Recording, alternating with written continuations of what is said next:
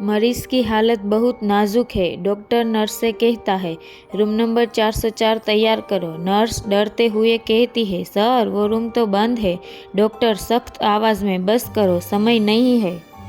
रिया को स्ट्रेचर पर लाया जाता है। वो धीरे से आंखें खोलती है। दीवार पर लिखा दिखता है, इस कमरे में कोई जिंदा नहीं बचता। वो घबरा जाती है, मैं कहाँ हूँ?